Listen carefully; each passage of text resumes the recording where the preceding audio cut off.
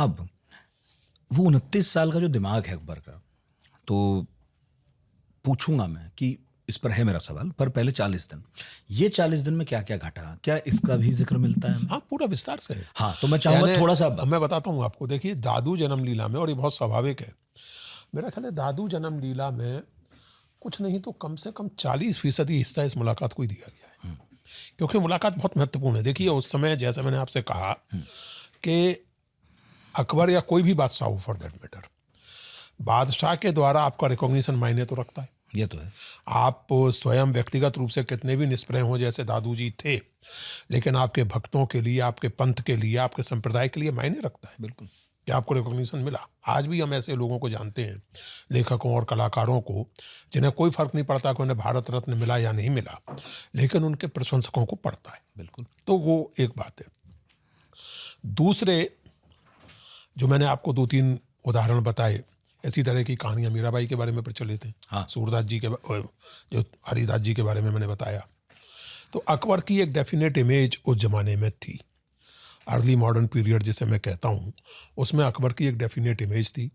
जैन्स, अच्छा, जो बल्लभाचार्य का पुष्टि मार्ग है, अकबर के 2 विश्वस्त मित्र या सहयोगी, टोडरमल और बीरबल, ये दोनों तो बाकायदा पुष्टि मार्गी थे।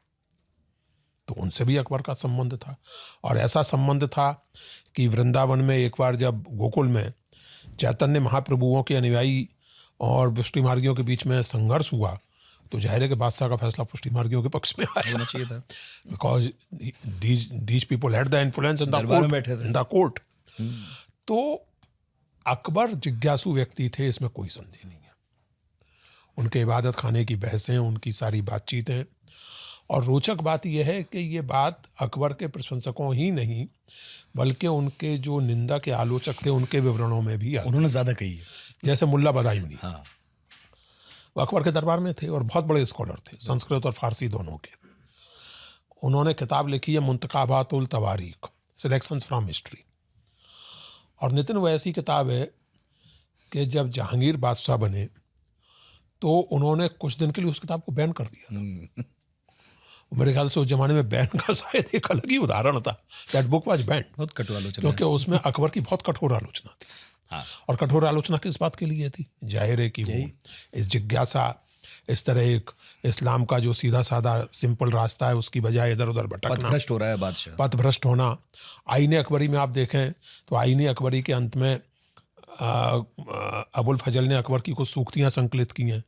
वो सूक्तियाँ निश्चित रूप से कट्टर मुसलमानों को चलाने वाली हैं, परेशान करने वाली हैं।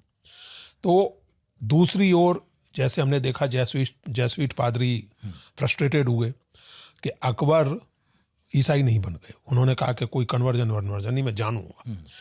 तो ये जो इमेज रही है अकबर की, इसके चलते ये बहुत स्वाभाविक है कि जन गोपाल को दादू को बुलाया अकबर ने, ये महत्वपूर्ण लगा। उनसे बातचीत हो सकता है कि 40 दिन ना होकर 4 दिन हुई हो, लेकिन एक पोएटिक लाइसेंस लेते हैं उसके लिए वो। 40। और अंततः जो है, अंत जब होता है उस बातचीत पर, वो जनगोपाल अपना निष्कर्ष देते हैं। तो ये कहते हैं कि जो दादू का विरोध कर रहे थे, उन मुल्लाओं ने भी माना कि दादू में बहुत बड़ा सत्य चमत्कार है, और सबको ये मानना पड़ा कि शाह अकबर बड़ो बमी की। दादू पहुँचे हुए सिद्ध हैं, फकीर हैं, और अकबर विवेकी है। एक चीज़ का ध्यान रखने की जरूरत है, हम चूंकि कबीर की बात कर रहे थे, बहुत रोचक मुझे लगता है।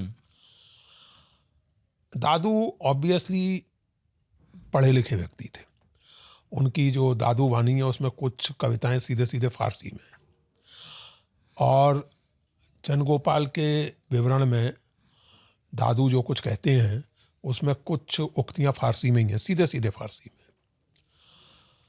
और जाहिर है कि बादशाह अकबर के सवाल उसी तरह के थे कि संसार क्या है, जगत क्या है, मरने के बाद क्या होगा, जो जिन्हें आप कह सकते हैं मेटाफिजिकल सवाल, तत्व मीमांसा के सवाल।